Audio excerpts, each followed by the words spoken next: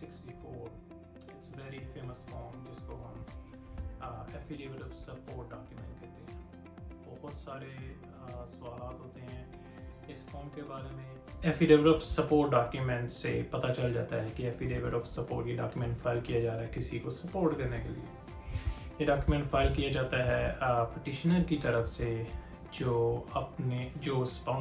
Beneficiary है जिसको sponsor किया जा रहा है उसके लिए, कि उसके पास जो पर्सन स्पॉन्सर है उसको बेनिफिशरी को सपोर्ट करने के लिए यूएस में सफिशेंट फंड्स हैं। बेनिफिशरी जो है उसको गवर्नमेंट से किसी किस्म की कोई मदद नहीं लेनी पड़ेगी। इसका ये प्राइमरी मकसद है कि यूएस जो गवर्नमेंट है उसकी जिम्मेदार नहीं बनना चाहती कि उसको फाइनेंशियली सपोर्ट किया जाए। जो पटिशनर है वो उसका जिम्मेदार होगा। सिर्फ पटिशनर ही नहीं ये डॉक्यूमेंट फाइल कर सकता। बहुत सारे केसेस होते हैं पिटिशनर ने डॉक्यूमेंट फाइल किया है, करना चाहता है, उसकी सफिशिएंट इनकम नहीं है। That's okay, it's okay. उनकी सफिशिएंट इनकम नहीं है, दे डोंट वर्क, इनकम कम है, काम ही बिल्कुल नहीं करते। इन दिस सिचुएशन आप जॉइंट स्पॉन्सर ले सकते हैं। एक जॉइंट स्पॉन्सर ले लेते हैं।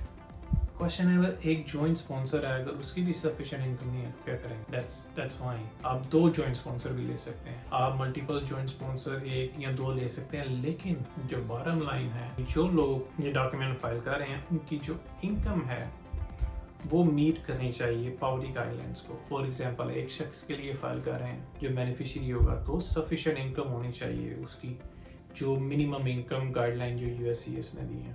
तो एक हैं या 2 हैं स्पॉन्सर जो फाइल कर रहे हैं, या बेनिफिशियरी अगर मल्टीपल हैं तो इस चीज़ को देखना होगा। जितने बेनिफिशियरी होंगे पॉवर्टी गाइडलाइंस की जो एक सेट क्राइटेरिया है वो हाई होता जाएगा।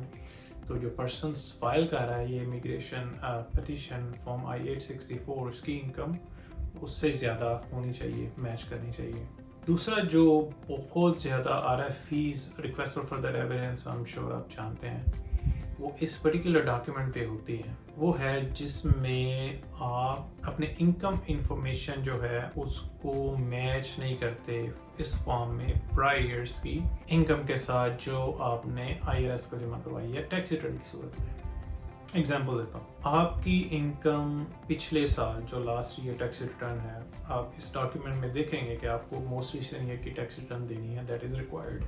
3 सालों की ऑप्शनल है, बट 1 साल की इंफॉर्मेशन और टैक्स रिटर्न रिक्वायर्ड। आपकी लास्ट ईयर की इनकम जो आपने फॉर्म में लिखी और टैक्स रिटर्न में वो 50,000 लिखी। ये फॉर्म जब आप फाइल कर रहे हैं इसमें आपने लिखा कि आपकी करंट इनकम 100,000। ये इजीली फिक्सेबल है, यूएससीएस can work through it.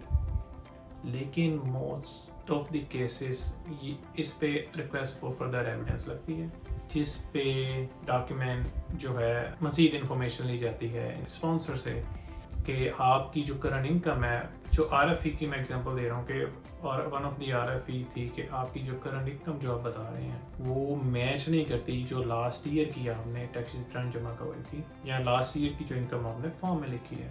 Sometime last year की आपने लाइक 50,000 लिखी है या 20,000 लिखी है, जो भी आपने लास्ट ईयर रन किया है।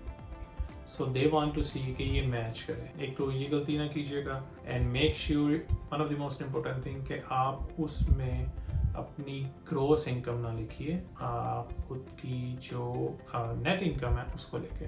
अब इस पे भी RFE हुई हैं बहुत सारी।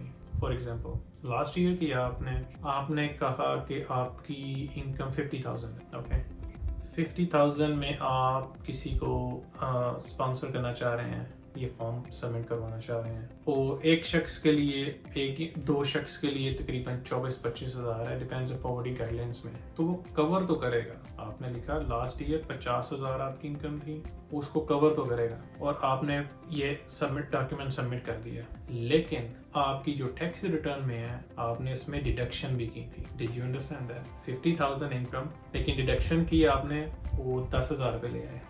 बहुत सारे केसेस में इस तरह से हुआ। आपकी इनकम ज़्यादा थी लेकिन आपने डिडक्शन की, आप वो कम होगी, लेकिन जब आपने स्पॉन्सर के लिए पेपर वर्क जमा करवाए 50,000 लिखा, भाई यूएससीएस कहते हैं कि 50,000 तो इनकम थी, डिडक्शन के बाद आपके पास बचा तो 10,000। सो 10,000 कवर नहीं करेगा, $10,000 कवर नहीं करेगा 1-2 लोगों को स्पॉन्सर करने के लिए। Did you understand the point?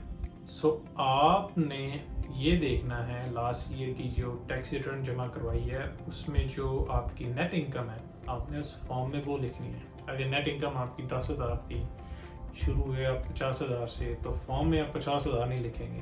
One of the reason یہ بتانے کا کہ اس پوائنٹ پہ and there could be other contents to request for further evidence آپ کو آئے گی. U S C S more information مانگے گا. You go back and forth. Eventually it's gonna delay the process. 10 دن میں آپ کو U S C S mail کرتا ہے, آپ پیپر ورک تیار کریں گے, 10 دنوں میں ان کو جائے گا, سورٹ ہوگا. It could take like 30 to 45 days, right? So that's gonna delay that process. So time is very important when you submit the immigration paperwork. So اس چیز کو آپ مائنڈفل رکھیے گا, ذہن میں رکھیے گا جب آپ پیپر ورک فائل کرتے ہیں. کراس انکم لکھیں نہیں, ایسا نہیں کرنا. نیٹ انکم لکھیں یس, اور آپ انکم کو جس فارم میں فل کریں گے, جو سبمٹ کریں گے, وہ انکم وہ لسٹ کرنی ہے جو لاسٹ ایئر کی ٹیکس ریٹرن کے ساتھ میچ کرتی ہو. آئی ہوپ کہ یہ انفارمیشن آپ کو ہیلپ فل ہوگی. ویڈیو کو لائک کریں, چینل کو سبسکرائب کریں, اور اب بڑھتے ہیں سسٹم کی طرف, کیونکہ آپ نے یہ بھی تو سیکھنا ہے کہ اس فارم کو ہم نے کس طرح سے فل کرنا ہے. سو اسٹیپ بائی اسٹیپ میں آپ کو گائڈ کروں گا. So you can learn how to fill up this form, تاکہ جب آپ پیپر ورک فائل کریں and you can watch the video and then fill up your paper work and that's gonna help you. Thank you so much for watching.